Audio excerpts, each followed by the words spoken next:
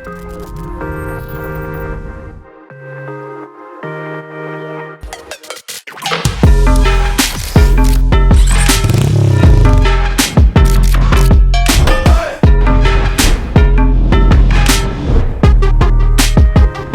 to Cult Meets Cult, powered by Harley Davidson. This is where fitness meets freedom. And today I'm riding with Shrutha Manjunath, an old friend who I have never ridden with, but we've worked a lot together. Shrutha, what's up? Hey Rishabh, it's amazing that we're riding finally together. Yeah, how are you? I'm good, how are you? Long time. Long time. Did you ever imagine that we're going to meet riding a Harley Davidson together? Not really, it's a fun surprise to me as well. So it's great that we're doing this. Yeah, awesome.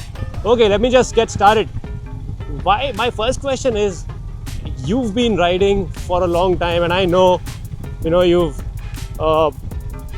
been on a bike from Bangalore to Goa in one shot. Yeah. No stop in between at all. Why do you ride? It's the crazy adrenaline rush that I get, Rishabh. I mean, the sense of freedom I get while riding, as well as the journey the entire journey while riding. It's not just the end goal, right, or the end destination. It's the different terrain, it's the hardship.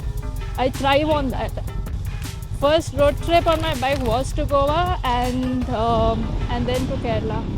So, Rishabh, what is your point of view on fitness and bike riding being more male dominant in India at least?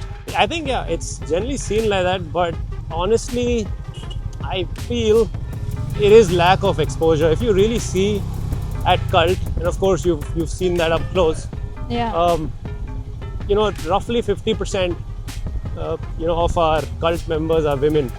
So if you see from a cult lens, it's not really seen as a male only thing. But then, at large, maybe yes it is. And I think it's lack of exposure. We're catching up. People are getting more aware. People are understanding, the fact that fitness is a very important facet of life.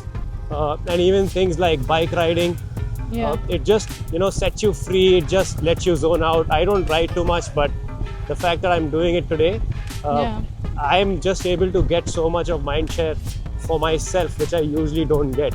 So like I said, as we start catching up on more exposure to real things, there will be a change. What's the funniest thing that you've heard about women riders in general? It could be a reservation, it could be any comment or anything. What's the funniest thing you've heard about women riders in general? Oh, I have an entire list, but one particular incident I can remember from just that we were speaking about Goa, right? So I was riding in Goa and a cop stopped me and asked me specifically, who in your family allowed you to ride? So that took me aback because I thought he's gonna ask for my documents or anything as such. But yeah, it's funny how it's always perceived as women need permission in terms of either stepping out, traveling, say on the bike. I think that's how a lot of families also see. I get the concern that it comes with, but yeah, that was the question. So, and of course the usual, can you even park? And the comment about women when they're riding a scooty, at least look like their legs replicate a aeroplane taking off. So a lot of these things I've heard, but I'm glad that I'm trying to, at least some mindset has been changed around at least the men around my life right now. So yeah, I think that's not even funny. I think it's a problem that people still think that way, and I mean that's a real situation. And I'm glad that people like you and more women out there who are getting into becoming fitness trainers or becoming riders, and doing things which men generally feel is reserved for them. I'm pretty glad that you all are taking that up and proving things wrong on multiple angles. Okay, Shrutha, so I'm pretty sure that you love your bike and you love your bike rides. If there was one place in the world where you could go on your bike, what place will that be and why? I would start with India first. Within the country, I would love to complete the Manali Leh circuit or the Srinagar Leh circuit. That's been on my bucket list for a long time. And anywhere in the world would be Scottish Highlands. I've seen a lot of riders, and it's every rider's dream come true. So yes, definitely I would love to do that. What about you, Rishabh? Like where would I like to go on a bike? Yes. Yeah, maybe I'd like to. I've never been to Ladakh. I think whenever I do, I'd like to go there on the bike. And the scenery is amazing. The place is amazing. So I think that's what I'd like to do. Don't really have ambition of riding a bike outside India, at least yet. I'm probably just getting into it, but I've loved this experience today. So maybe I'll do that. So Rishabh, I mean, we've worked together for so many years, and I've seen you train, and you've attended so many sessions, we've worked closely. Just want to understand what keeps you going, because you're consistent. You're literally a definition of consistency with fitness that I have seen. So what keeps the drive up, and who's the inspiration behind all of this? Yeah, I think thank you very much, first of all. I think fitness, my life literally can be divided into before fitness and after. I've been training for many years, and fitness has changed and transformed my life for good. I used to be a skinny kid in school. I was body shamed, bullied, made fun of in the family and outside. When I started weight training, things really changed for me. It did a lot for my confidence. Of course, it did a lot for how I'm able to perform in the basketball court, for example, because I love to play sports. So it had impacted my life in multiple ways, and I knew that I can never go back from this. I never want to have a day in my life when I'm not working out. And over a period of time, it has become more for my mind than really the body. Absolutely. If I don't work out for, let's say, a couple of days for whatever reason, I just start feeling a little too low. I just start getting irritated a lot. I can't focus at work. I can't really be the dad that my son deserves. So the fact that I'm working out in the morning, it just makes me the person who exercises, person who focuses on self-care, and through that I'm also able to teach a lot to my son, and that means pretty much everything to me. In terms of my inspiration, I mean, there are many out there, but someone I met recently said that you don't really have to look for inspiration outside, because inspiration has always been there right in front of you in your house. And I think what I'm trying to say is that my mother, a lot of people out there, they know that she works out regularly, and she's been doing this for many years. She came out of a rough marriage many years back, and she's also a kidney donor. And the way she's sort of transformed her physical fitness and her mental well-being just through exercise, it's just incredible.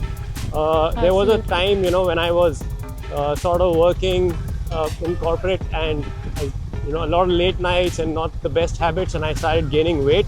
It was my mother who used to wake me up at 5:30 and get me to do Surya Namaskaras in the morning, and I just couldn't catch up with her. So I've seen those kind of days also with my fitness, but I could see my mother pushing me back then, and she's been pushing me till date. So my biggest inspiration, I'd say, is my mother. That's lovely. I think similar lines, my mom pushed me because she's always been a housewife, and I think that's what made me a very outdoorsy person as well. I think one line that kind of stuck with me while growing up is the mention she made of don't ever be like me. And it came from a place where she felt like she could have done a lot of things. There were no restrictions, but however, being a mother, being a wife took precedence, and that's where she always would ask me to just go chase my dreams and do whatever I wanted. So I owe a lot of this to my own mother. So yeah. Yeah, it's a very powerful thing, right? Don't be like me, and it just means a lot for someone to say that to their own child. Yeah. And I'm so glad that you picked up that message in the right way and transformed your life in the right way. Yeah, so Shrutha, I see women pulling up and motivating other women into fitness all the time. I've seen it firsthand. I've heard about it. I've read about it. I'm sure there's a strong sisterhood, that's brewing up out there. What's your point of view on it? Oh, absolutely. So I think there is that comfort zone that women understand each other better, and because we go through like almost the same struggles in terms of while growing up, or just the change, right, in terms of working out, the clothes, the body shaming. So just being comfortable around a person and the same gender matters a lot of times, where it pushes each other to lift weights or push our boundaries. I think there's a lot of trust element there. It's not, you can't really explain it. It's a bond that is there when it's created within a class, within a session. It's truly amazing. Yeah, I think, and there's a lot of empathy at play. Yes. Women, like you mentioned, things are different. Yeah. And not just with the kind of issues that you spoke about, like body image and body shaming and things like that.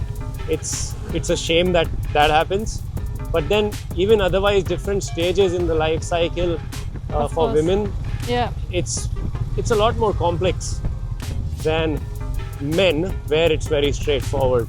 So a lot of respect for everyone who's trying to just pull their weight, motivate other people into getting fit, getting healthy, getting out there and living their best life. Absolutely. And there's a lot of schedule constraints that I hear about, right? When I'm also training, a lot of them are women clients that I have. What I hear about is, they pick up a lot of tasks, being at work, being a wife, a mother. So I think naturally they need someone to kind of handhold them and let them know that it's understandable, and they can still take out a me time for themselves, and it's very essential. Yeah, fully agree, because women have evolved to not prioritize their own well-being. They've evolved to be givers. They've evolved to generally to take care of everyone else in the family, and I've seen it pretty much in all families, including mine, and I really hope it changes. I think there's a long way for us to get there. I can see the change happening, but I really hope it changes for good, where women, they start prioritizing themselves more than others. Of course, I'm not saying just be all about yourself, and which is true for both men and women, but I think prioritizing self-care, it'll just mean a lot for the entire community, for the world, and for everyone close to us. Absolutely. Okay, Shrutha, so let me just change gears a little bit. Sure. On the bike, of course, but I'm just saying on our conversation. Why don't we just do a rapid fire? And I'll ask you a few questions. You won't get much time to respond. So whatever is the first thing in your mind, you just have to answer with that. Sure. All right. First question. What's your favorite guilty food on cheat days? Pizza. Favorite destination to ride in the world? I think you answered that. Yes. Scottish Highlands. Scottish Island, yeah. Which is the sport that you enjoy playing the most? Basketball. Do you work out in the morning or evening? Always a morning person. Always a morning person. Yes. What's your favorite workout at Cult? Don't say yoga. I will. For the record, I love yoga in general. Yoga first. and at Cult. then, yes, Yeah. yoga first always.